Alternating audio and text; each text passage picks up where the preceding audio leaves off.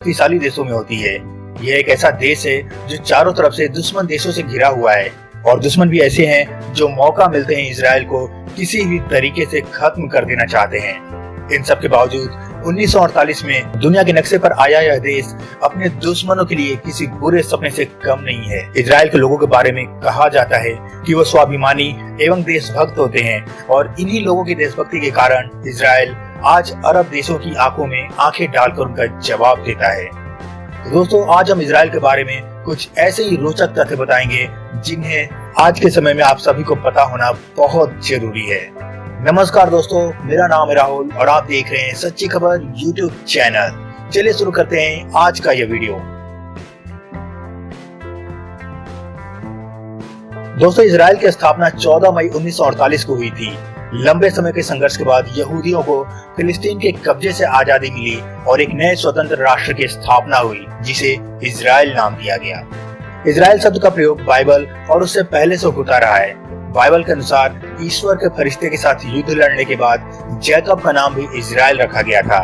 इस शब्द का प्रयोग उसी समय से यहूदियों की भूमि के लिए किया जाता रहा है। दोस्तों, आधिकारिक तौर पर इजराइल दुनिया का एकमात्र यहूदी देश है और इस देश की एक सबसे खास नीति है कि पूरी दुनिया में किसी भी देश में अगर किसी यहूदी बच्चे का जन्म होता है तो उसे ऑटोमेटिकली इजराइल की नागरिकता मिल जाएगी।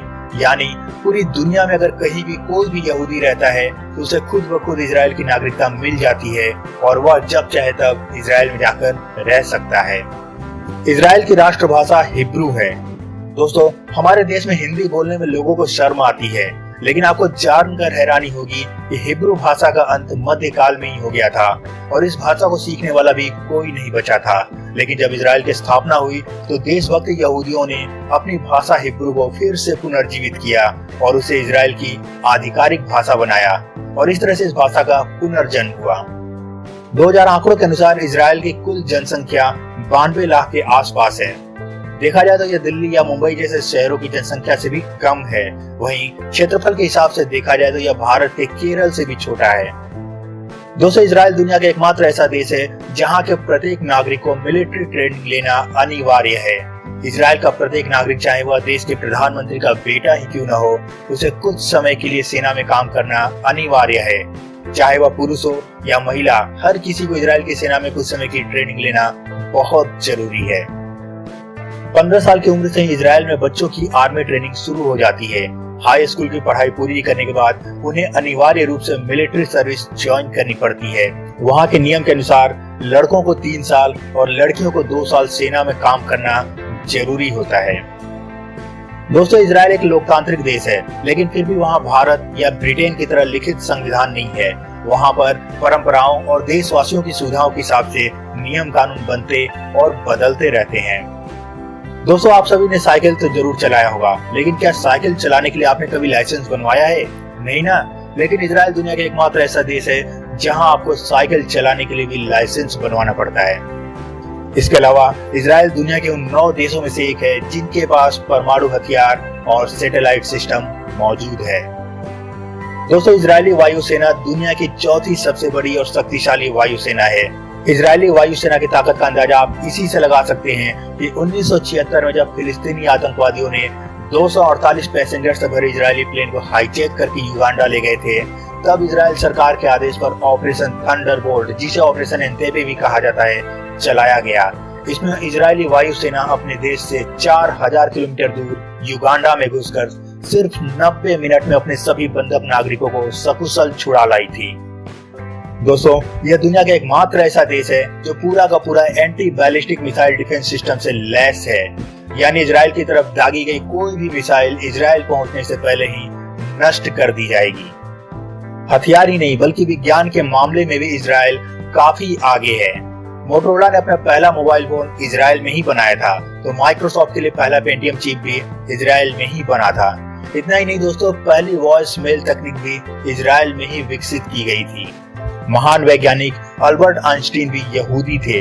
उन्हें इजराइल का राष्ट्रपति बनने का भी ऑफर दिया गया था, लेकिन उन्होंने यह कहते हुए इस ऑफर को ठुकरा दिया था कि वो राजनीति के लिए नहीं बने हैं। इसके अलावा मशहूर सोशल साइट फेसबुक के संस्थापक मार्क जकरबर्ग भी यहूदी ही हैं। दोस्तों, अपनी आजादी के समय इजराइल एक बंजर जमीन का टुकड़ा मात्र था, जहां न खेती की जा सकती थी और न ही वहां पानी का स्रोत था। लेकिन जल्दी ही टेक्नोलॉजी के दम पर इजराइल खाद्यान्न के मामले में आत्मनिर्भर बन गया। आज की डेट में इजराइल अपनी जरूरत का 93% खाद्य पदार्थ खुद पैदा करता है। इसके अलावा समुद्र के पानी को साफ करके पीने और दूसरे कामों में प्रयोग करता है। दोस्तों, इजराइल में सिर्फ 40 बुक स्टोर ही हैं, क्योंकि यहाँ सरकार हर व्यक्ति को किताबें मुहैया कराती है। इन सब के अलावा इजराइल में छपने वाली हर किताब की एक कॉपी जेविश नेशनल यूनिवर्सिटी के लाइब्रेरी में जरूर रखी जाती है। दोस्तों, आज के समय में जब हमारे देश में किताबें बहुत महंगी हैं और स्कूल वाले तो बच्चों के पेरेंट्स को फोर्स करके जबरदस्ती किताबें खरीदवाते हैं, ऐसे में हमें इजराइल से सबक लेना चाहिए, उससे सीख लेनी चाहिए। इजराइल का समुद्र तट सिर्फ 273 किलोमीटर लंबा है। इसके बावजूद यहाँ 137 ऑफिशियल बीच है। इजराइल की खुफिया एजेंसी मोसाद दुनिया की सबसे खतरनाक इंटेलिजेंस एजेंसी मानी जाती है। मोसाद के बारे में कहा जाता है कि एक बार अगर आप इसकी निगाहों में आ गए तो इसके एजेंट्स आपको पाताल से भी ढूंढ निकालेंगे। दोस्तों, 1972 में जर्मनी के म्यूनिक ओलंपिक गेम्स में फिलिस्तीनी आतंकवादियों ने 12 इजरायली खिलाड़ियों की हत्या कर दी थी। तब तत्कालीन इजरायली प्रधानमंत्री गोल्डा मेयर ने ऑपरेशन ब्लैक सितंबर लॉन्च किया था और मोसाद को खुली छूट देते हुए कहा था कि एक भी आतंकी जिंदा नहीं बचना चाहिए। दोस्तों, अगले 22 सालों तक मोसाद के एजेंटों ने उस आतंकवादी हमले में शामिल रहे एक आतंकी को खोज कर मारा था। दोस्तों, इजराइल की सैन्य ताकत का अंदाजा आप इसी से लगा सकते हैं कि जून 1967 में जब जॉर्डन, सीरिया और इराक सहित आधा दर्जन मुस्लिम देशों ने एक साथ इजराइल पर हमला किया था, तो उसने पलटवार करते हुए मात्र 6 दिनों में इन सभी को पूरी तरह से हराया था। उस हार को अरब देश आज तक नहीं भूले हैं। इतिहास में इस घटना को 6 डेज वॉर के नाम से जाना जाता है। दोस्तों, इजराइल भारत को अपना सच्चा दोस्त मानता है। इसके बावजूद भी 2017 से पहले किसी भी भारतीय प्रधानमंत्री ने इजराइल की यात्रा नहीं की थी। इसके पीछे शायद उन सभी प्रधानमंत्रियों के एक खास वोट बैंक के नाराज हो जाने का डर था। लेकिन 2017 में प्रधानमंत्री नरेंद्र मोदी इजराइल का दौरा करने वाले पहले भारतीय प्रधानमंत्री बने थे। उनके इस दौरे ने भारत और इजराइल की दोस्ती को और भी ज्यादा मजबूत कर दिया। दोस्तों, 2014 से पहले जब हमारे देश में कोई आतंकवादी हमला होता था, तब उसकी कड़ी निंदा की जाती थी और फिर डॉजियर पर डॉजियर सौंपे जाते थे।